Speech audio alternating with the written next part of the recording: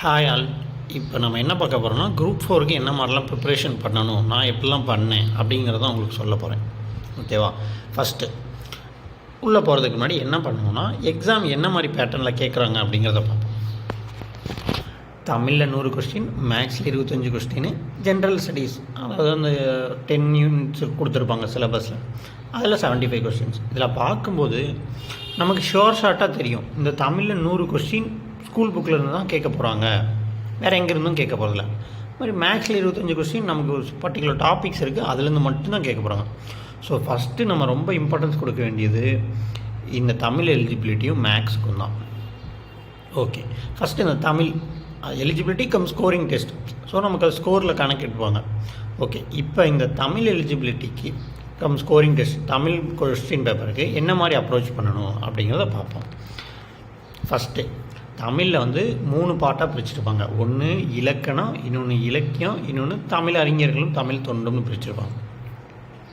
First இந்த இலக்கணங்கிறது ஒரு 21 topic கொடுத்துருப்பாங்க. அதே மாதிரி இலக்கியம் ஒரு 10 டாபிக் இருக்கும், தமிழ் அறிஞர்கள் ஒரு 21 டாபிக் இருக்கும். ஓகே, இதை எப்படி பேஸ் பண்ணி என்ன மாதிரி பேஸஸில் கவர் பண்ணணும் அப்படிங்கிறத பார்ப்போம்.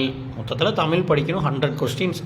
நம்மளோட டார்கெட் என்னவாக இருக்குன்னா 100 அவுட் ஆஃப் ஒரு 95 எபோவ் எடுத்துக்கணும். அப்போ தான் கண்டிப்பாக நம்ம கிளியர் பண்ண முடியும். தமிழ்லேயும் மேக்ஸ்லேயும் ஒரு 120+ எடுத்துட்டிங்கன்னா ஷோராக உங்களுக்கு ஒரு வேலை உறுதி. ஜிஎஸில் எப்படியும் தடுமாறி ஒரு 45-50 கிட்ட போட்டுருவோம், ஈஸியாக தான் இருக்கும். தமிழும் மேக்ஸும் தான் நம்மளை டிசைடிங் ஃபேக்டராக இருக்கும். நம்ம குரூப் 4 கிளியர் பண்ணுவோமா பண்ண மாட்டோமாங்கிற டிசைடிங் ஃபேக்டர் தமிழ்லேயும் மேக்ஸ்லேயும் தான் இருக்கும். தமிழ்லேயும் மேக்ஸ்லேயும் 115 எபோவ் 120 எபோவ் போடலைன்னா கிளியர் பண்ணுறது ரொம்ப கஷ்டமாயிருக்கும். ஓகே, தமிழ் இந்த 3 பார்ட் கொடுத்துட்டாங்க. இதை எப்படி கவர் பண்ணணும் அப்படிங்கிறத பார்ப்போம். ஃபஸ்ட்டு தமிழ் படிக்கும்போது ஒரு 3 டைப் ஆஃப் அப்ரோச் வச்சுக்கணும். ஒன்று school book வைஸ்னால் 6th to 12th எல்லாத்தையும் படிக்கணும். எப்படி படிக்கணும்னா, அடுத்து சிலபஸ் வைஸ் எப்படி படிக்கணுங்கிறத அடுத்து பார்ப்போம். அடுத்து டெய்லியுமே பிஒய்க்யூ பார்க்கணும். தமிழுக்கு பிஒய்க்யூ மஸ்ட்டு. ஓகேவா? ஸ்கூல் புக் வைஸுக்கு என்ன மாதிரிலாம் கவர் பண்ணணும் அப்படின்னு 6th to 12th கம்ப்ளீட்டாக படிக்கணும். எந்த லைன் எந்த இதையுமே விடக்கூடாது. பாடல் வரிகள், உரைநடை, துணைப்பாடம் மட்டும் வெறும் கதையாக இருக்குன்னா அதை விட்டுருங்க. அதில் நூல் குறிப்பு மட்டும் பின்னாடி இருக்கும்ல, அந்த ஆசிரியரை பற்றின குறிப்பு, அதை மட்டும் படிச்சுங்க. அடுத்து புக் பேக்கில் இருக்கக்கூடிய எல்லாமே அந்த ஒரு ஆக்டிவிட்டீஸ் மாதிரி கொடுத்துருப்பாங்க. Fill in the blanks, match, பிரித்தெழுதுக, சேர்த்தெழுதுக, கூடவே அதுக்கு பின்னாடி இருக்கிறது எல்லாத்தையுமே கவர் பண்ணிடணும். எதையுமே விடக்கூடாது, எல்லாமே நமக்கு தேவை. ஓகே, அடுத்து இதை என்ன மாதிரி படிக்கலாம் அப்படின்னா 6th to 12th மொத்தம் எத்தனை இருக்குதுன்னு கால்குலேட் பண்ணால் 6th-லேருந்து 10th வரைக்கும் 6th-லேருந்து 10th வரைக்கும் ஒரு ஸ்டாண்டர்டுக்கு 9 இயல் இருக்கும். 9 இயல் இருக்கும். 9 இயல் என்ன மாதிரி பிரிச்சுக்குங்கன்னா, ஒரு 1 to 4ன்னு ஒரு 4 இயலும், 5 to 9ன்னு ஒரு 4, 5 இல்லை 5, 4 எப்படி வேணுமோ உங்களுக்கு கன்வீனியண்ட்டாக பிரிச்சுட்டு 6th ஸ்டாண்டர்ட் எடுத்தால் ஒரு 4 இயல் படிச்சுட்டு ஒரு டெஸ்ட்டு, அடுத்த 2வது ஒரு 4 இயல் படிச்சுட்டு ஒரு டெஸ்ட்டு, மொத்தமாக ஒரு டெஸ்ட்டு. அதே மாதிரி 7th ஸ்டாண்டர்டுக்கும் டெய்லியும் டெஸ்ட்டு முக்கியம். அதுதான் ரொம்ப ரொம்ப நமக்கு முக்கியம். அடுத்து அதே மாதிரி 8th ஸ்டாண்டர்டுக்கு 1 to 4, 5 to 9 ஒரு டெஸ்ட், 1 to 4ல் ஒரு டெஸ்ட்டு, 5 to 9ல் ஒரு டெஸ்ட் எழுதி பார்த்துடணும். டோட்டலாக ஒரு டெஸ்ட் எழுதி. இது மாதிரி 6th to 10th மொத்தம் 45 இயல் இருக்குது. ஸோ 45 இயலும் மொத்தம் 45 இயலும் ஒரு 15 டெஸ்ட்டு எழுதுவீங்க, அவ்வளோதான். 15 டெஸ்ட்னால் 1 to ஒரு ஸ்டாண்டர்டுக்கு 3 டெஸ்ட்டு, 5 ஸ்டாண்டர்ட் இருக்குது, 15 டெஸ்ட் எழுதி பார்ப்பீங்க, அவ்வளோதான். 15 டெஸ்ட்டு. ஒரு சப்ஜெக்ட் ஒரு ஸ்டாண்டர்டுக்கு 3 நாள் எடுத்துக்கிட்டிங்கன்னா கூட மொத்தம் ஒரு 15 நாள்லேருந்து ஒரு 20 நாள் அதிகபட்சம். புதுசாக படிக்கிறீங்கன்னா ஒரு 30 நாள் 40 நாள் ஆகும், அவ்வளோதான்.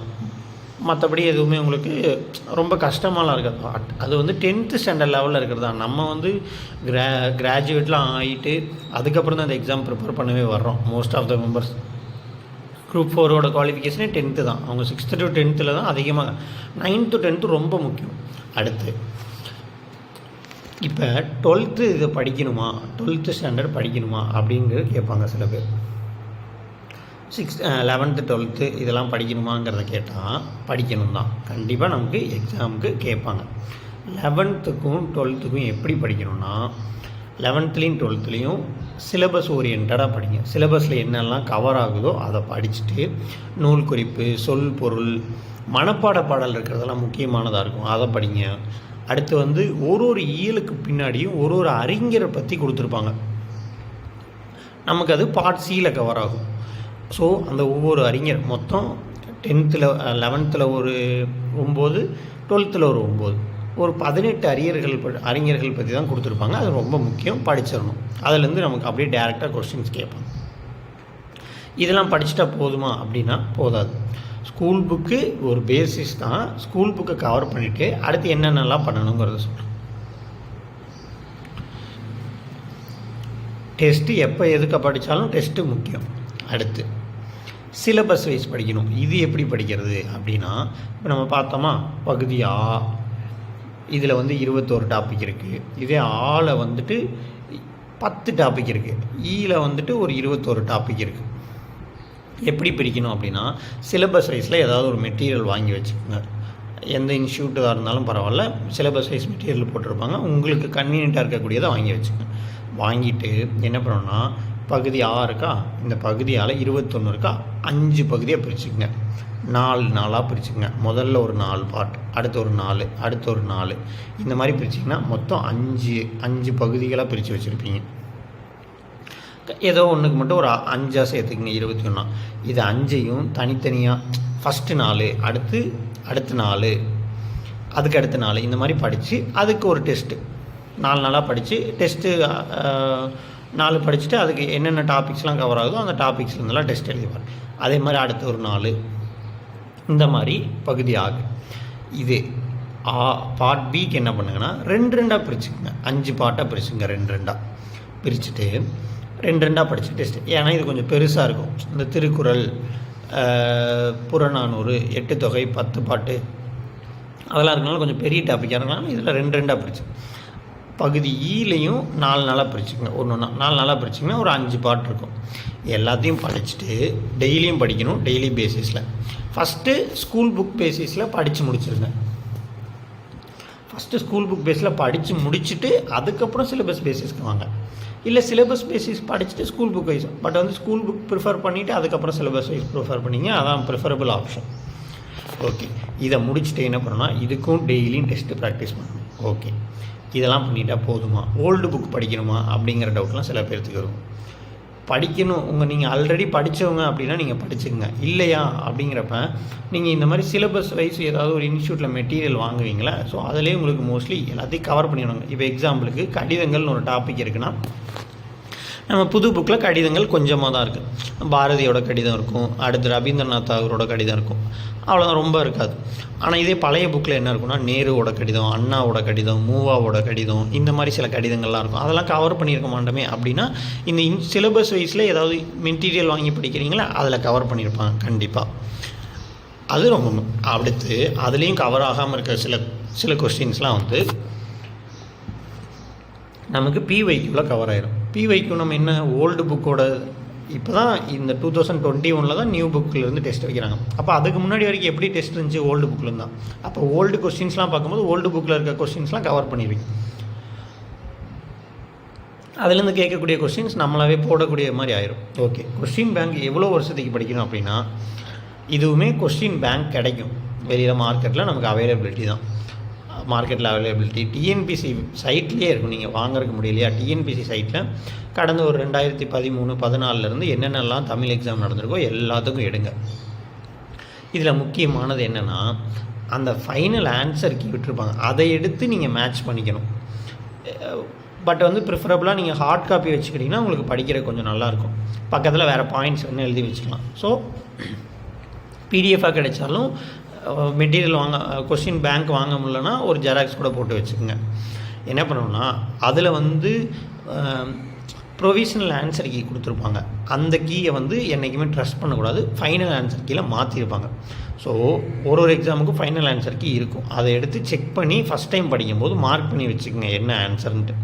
எக்ஸ்ட்ரா பாயிண்ட்ஸ் எல்லாத்தையும் ஒரு நாளைக்கு மினிமம் ஒரு கொஸ்டின் பேப்பராவது பார்க்கணும். ஒரு 100 கொஸ்டின் தான். நீங்கள் ஆல்ரெடி சிலபஸ் இது வந்து டெய்லியும் படிக்கணும். சிலபஸ் வைஸ் போனாலும் படிக்கணும், ஸ்கூல் புக் வைஸ் போனாலும் டெய்லியும் ஒரு 1/2 ஹவர்லேருந்து 1 ஹவர் பிவைக்யூ பார்க்கணும். தமிழ் தான் நமக்கு ரொம்ப முக்கியம். 100 கொஸ்டின் இருக்குது, 95 கொஸ்டின் போட்டிங்கன்னா உங்களுக்கு வேலை உறுதி. அதனால் இதுக்கு தான் நீங்கள் அதிகமாக டைமும் கான்சன்ட்ரேட் பண்ணணும். டெய்லியும் ஒரு கொஸ்டின், அதாவது மினிமம் 100 கொஸ்டின் இருக்கா, இல்லை சில பேர் என்னால் முடியல அப்படின்னா ஒரு 70 கொஸ்டின் பாருங்கள் போதும். அடுத்த நாள் ஒரு 70, அப்புறம் அப்படியே கொஞ்சம் கொஞ்சம் டைமை கூட்டிக்கலாம், ஒன்றும் பிரச்சனை. டோட்டலாக நீங்கள் எண்ணி பார்த்தீங்கன்னா ஒரு 50 தமிழ் டெஸ்ட்டு கூட இருக்காது. ஸோ 50 தமிழ் டெஸ்ட்னால் எத்தனை கொஸ்டின் இருக்கும்? ஒரு 1000, 50,000, 5000 கொஸ்டின் இருக்கும். அவ்வளோதான். 5000 பிவைக்யூஸ் தான் இருக்கும், அதை தாண்டி நமக்கு இருக்காது. இதில் வந்து இப்போ 2021க்கு மேலே வந்திருக்கக்கூடிய தமிழ் எலிஜிபிலிட்டியும் பாருங்கள். வேறு எக்ஸாம்ஸ் நடக்கும், இன்ஜினியரிங் சர்வீஸ், சபார்டினேட் சர்வீஸ், எது நடந்திருந்தாலும் இப்போ தமிழ் எலிஜிபிலிட்டி கன்ஃபார்ம் ஆகிடும். அதில் இருக்கிற தமிழையும் பாருங்கள். ப்ளஸ் தமிழ் நார்மல் தமிழாக இருக்கும்ல, இப்போ குரூப் 2 குரூப் 4க்குலாம் வந்து தமிழே வந்து ஸ்கோரிங் பேப்பராக இருக்கும். அந்த மாதிரி இருக்கக்கூடிய தமிழையும் பார்த்துருங்க. தமிழுக்கு இவ்வளோ தான். 3 type of approach. School book wise பார்த்துருங்க, சிலபஸ் வைஸ் பார்த்துருங்க, பிவைக்யூ டெய்லியும் பார்த்துருங்க. அடுத்து மேக்ஸுக்கு என்னென்னா டெய்லியுமே ப்ராக்டிஸ் பண்ணணும். டெய்லி மினிமம் ஒரு 10 கொஸ்டின் இல்லைனா ஒரு 25 கொஸ்டின் அந்த மாதிரி எடுத்துகிட்டு டெய்லி ஒரு 1/2 ஹவர்லேருந்து 1 ஹவர் மேக்ஸுக்கு தனியாக டைம் ஒதுக்கி, மோஸ்ட்லி இந்த மதியத்துக்கு மேலே தூக்கம் வர மாதிரி இருக்கும், அந்த டயத்தில் நீங்கள் ஸ்பெண்ட் பண்ணுங்கள். பிவைக்யூ பார்க்கணும், ஸ்கூல் புக்கும் பார்க்கணும், ஸ்கூல் புக்கில் இருக்கக்கூடிய சம்ஸ் பார்க்கணும். 6th 7th 8th பார்க்க தேவையில்லை. ஒரு டாபிக் எங்கெங்கே இருக்குங்கிறத பார்த்து அதை பார்த்தீங்கன்னா போதும். இல்லை நம்ம கிளாஸில் வந்து நடத்துனதை பார்த்தீங்கன்னா கூட போதும். அடுத்து டெஸ்ட்டு ப்ராக்டிஸ். ஒரு பிவைக்யூ எடுத்து ஆன்சர் ஹைட் பண்ண மாதிரி எடுத்துகிட்டு அதை கூட சால்வ் பண்ணி பாருங்கள். மேக்ஸுக்கு ரொம்ப ஈஸி தான். டெய்லி ப்ராக்டிஸ் தான் ஒரே ஒரு இது. ஃபார்முலாஸ்லாம் எழுதி பாருங்கள். தனியாக ஃபார்முலாவை மட்டும் ஒரு நோட்டில் எழுதி ஒரு பண்டில் மாதிரி ஒரு 2 பேப்பரில் வச்சுக்கோங்க. நீங்கள் படிக்கிற டேபிள் முன்னாடி கூட ஒட்டி வச்சுக்கோங்க. சும்மா இருக்கும் போதெல்லாம் அதை பாருங்கள். அவ்வளோதான், அந்த மாதிரி தான். அடுத்து ஜிஎஸ்ஸுக்கு வந்து இதெல்லாம் படிக்கணுமா அதெல்லாம் படிக்கணுமா அப்படிலாம் இல்லை. ஃபஸ்ட்டு சிலபஸை பேஸ் பண்ணி ஸ்கூல் புக்கில் எங்கெல்லாம் கவர் ஆகுதோ அதெல்லாம் படிச்சுருங்க. வேறு எங்கேயும் படிக்க தேவையில்லை. நமக்கு குரூப் 4க்கு ஸ்கூல் புக் படித்தாலே போதுமான அளவு எல்லா கண்டென்ட்டுமே ஸ்கூல் புக்கில் இருக்குது. அதை தாண்டி அவங்க கேட்குறதில்ல. அடுத்து கரண்ட் அஃபேர்ஸ் மட்டும் வெளியில் படிக்கணும். இதுக்கு என்ன பண்ணுறது அப்படின்னா டெய்லி நியூஸ் பேப்பர் படிங்க போதும். அதில் தான் நமக்கு இருக்கக்கூடிய கரண்ட் அஃபேர்ஸ் எல்லாமே இருக்கும். அடுத்து ஒரு மந்த்லி ஏதாவது இன்ஸ்டியூட்லேருந்து ஒரு மந்த்லி கம்பைலேஷன் விடுவாங்க, அதை எடுத்து முக்கியமாக உங்களுக்குன்னே தெரியும் எக்ஸாம் கேட்கலாம். இப்போ இந்த இந்தியாவிலேயே முதல் கிராமம், இந்தியாவிலேயே முதல்ல எங்கே, தமிழ்நாட்டில் முதல்ல எங்கே, இல்லை தமிழ்நாட்டில் இந்த திட்டம் எங்கே கொண்டாந்தாங்க, இந்த திட்டத்தை பற்றி என்ன, இது மாதிரி ரிலேட்டடாக படிங்க. ஒருவேளை எனக்கு ஸ்கூல் புக் பத்தலை அப்படின்னு நினைக்கிறவங்க ஸ்கூல் புக்கை அதுக்கப்புறம் வேறு நீங்கள் என்ன மெட்டீரியல் வேணாலும் படிச்சுங்க, அது ப்ராப்ளம் இல்லை. ஒரு சில பேர் வந்து இன்ஸ்டியூட்லேருந்து கம்பைலேஷனாக வாங்கி ஸ்கூல் புக் கூட வச்சுருப்பீங்க, அப்படி கூட படிச்சுங்க. பட் ஸ்கூல் புக்கில் இருக்க கண்டென்ட் எல்லாம் கவர் பண்ணிடணும், அதுதான் மெயின் மோட்டிவ். ஜென்ரல் ஸ்டடீஸு நீங்கள் ரொம்ப கான்சன்ட்ரேட் பண்ணணுமா குரூப் 4க்கு அப்படின்னா கிடையாது. தமிழும் மேக்ஸும் முக்கியம். நீங்கள் அதில் ஒரு 120 எடுத்துட்டீங்க அப்படின்னா இதில் நீங்கள் ஒரு 45 அண்ட் எபோவ் எடுத்திங்கனாலே கண்டிப்பாக கிளியர் ஆகிடும். 45க்கு மேலே நீங்கள் ஸ்கூல் புக்கை கவர் பண்ணி வச்சுருந்தீங்கனாலே போதும். 45லாம் ஈஸியாக எடுத்துடலாம். இப்போ ஜாகிரஃபி எங்கே படிக்கணும்? 10th ஸ்டாண்டர்ட் படித்தா போதும். 10th ஸ்டாண்டர்டில் இருக்க ஒரு 7 லெசன்ஸ் இருக்கும், இதை படித்தா போதும். அடுத்து பாலிட்டிக்கு வந்து ஸ்கூல் புக் பத்தாது. அப்போ என்ன, ஸ்கூல் புக்கில் இருக்கிறது கண்டென்ட் போதும். 10th 12th படிச்சிங்கன்னா போதும். அப்போ 6th to 9th கொஞ்சம் இருக்கும், அது படிச்சிங்கன்னா போதும். அதை தாண்டி நான் பாலிட்டிக்கு படிக்கணும் அப்படின்னா லக்ஷ்மிகாந்த் எடுத்து ஜஸ்ட் ரீட் பண்ணுங்கள். அது உங்களுக்கு குரூப் 1 லெவலுக்கு, குரூப் 1 மெயின்ஸ், யூபிஎஸ்சிக்கே அதான் படிக்கிறாங்க. அடுத்து வேறு என்ன சப்ஜெக்ட் இருக்குது? எக்கனாமி வந்து ஸ்கூல் புக் பேசிஸில் ரீட் பண்ணிக்கங்க. அவங்க கரண்ட் அஃபேர் பேஸில் தான் அதிகமாக கேட்பாங்க. பட் என்னென்ன கான்செப்ட்ஸுங்கிறது தெரிஞ்சு வச்சுக்கோங்க. அடுத்து ஐஎன்எம்க்கு 12th standard book, 10th standard book, 8th standard, இது 3 புக்கு படிச்சிங்கன்னா போதும். சோஷியல் சயின்ஸில் இருக்கும், பின்னாடி ஒரு லெசன்ஸ் இருக்கும்.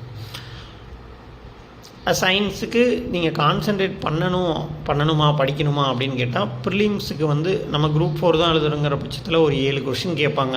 அந்த 75 கொஸ்டினில் உங்களுக்கு தெரிகிற கொஸ்டினாக இருக்கலாம். நீங்கள் ஆல்ரெடி சயின்ஸ் படிச்சிருக்கீங்க அப்படின்னா ரிவிஷன் பண்ணி வச்சுக்கோங்க. புதுசாக படிக்கணும் எனக்கு டைமே இல்லை அப்படின்னா நீங்கள் படிக்க வேணாம், உங்களோட விருப்பம். ஹிஸ்ட்ரி, ஏன்ஷியன்ட் ஹிஸ்ட்ரி, மிடிவல் ஹிஸ்ட்ரியெல்லாம் வந்துட்டு 11th book, 7th book, 6th book இதில் இருக்கும். நீங்கள் கொஞ்சம் கொஞ்சமாக படித்து வச்சுக்கோங்க, படித்து ரெகுலராக டெஸ்ட் போடுங்க. பட் மெயினாக கான்சன்ட்ரேட் பண்ண வேண்டியது எதுன்னு தெரிஞ்சுங்க. உங்களோட டைமை எதுக்கு ஸ்பெண்ட் பண்ணுறீங்கிறத நல்லா தெரிஞ்சு வச்சுங்க. தமிழ், மேக்ஸ் 125 கொஸ்டின்ஸ், கிட்டத்தட்ட 8ல் 5 பங்கு மார்க் இங்கே தான் இருக்குது. நீங்கள் அதை படிச்சிங்கனாலே 8ல் 5 பங்கு மார்க் எடுத்துடலாம். இன்னொரு 3 பங்கு தான் அது. நீங்கள் இதில் நீங்கள் படிக்க வேண்டிய சிலபஸும் நிறையா இருக்கும். 10 யூனிட் படிக்கணும். யூனிட் 8, யூனிட் 9லாம் படிக்கணும். ஸ்கீம்ஸ்லாம் படிச்சிங்கன்னா அது யூனிட் 9ல் கவர் ஆகும். அடுத்து தமிழ்நாடு சிஎம்ஸ்லாம் பற்றி படித்து அவங்க கொண்டாந்த திட்டங்கள், பழைய திட்டங்கள்லாம் படிச்சிங்கன்னா யூனிட் 9ல் கவர் ஆயிரும். அடுத்து தமிழ்நாடோட நம்ம கரண்ட் அஃபேர்ஸ் படிக்கிறோம், அது ரிலேட்டடாலாம் யூனிட் 9ல் இருக்கும். Unit 8 Tamil Nadu history, Pallavas, Cholas, பாண்டியர்கள் இவங்கள பற்றியெல்லாம் இருக்கிறது. அடுத்து இந்த நம்ம இப்போ அடுத்து 19th செஞ்சுரியில் இருக்கக்கூடிய லீடர்ஸ் பற்றி படிக்கிறது. பெரியார், அண்ணா, காமராஜர், ராஜகோபாலாச்சாரி இவங்களெல்லாம் ஸ்கூல் புக்கில் படிங்க. எக்ஸ்ட்ரா கண்டென்ட் வெளியிலேருந்தும் படிங்க. பெரியாரை பற்றி, காமராஜரை பற்றிலாம் வெளியில் எங்கே எது கிடைச்சாலும் படித்து வச்சுக்கோங்க. ஜாகிரஃபிக்கு பார்த்துட்டோமா, ஐஎன்எம்க்கு பார்த்துட்டோம், பாலிட்டிக்கு பார்த்துட்டோம்.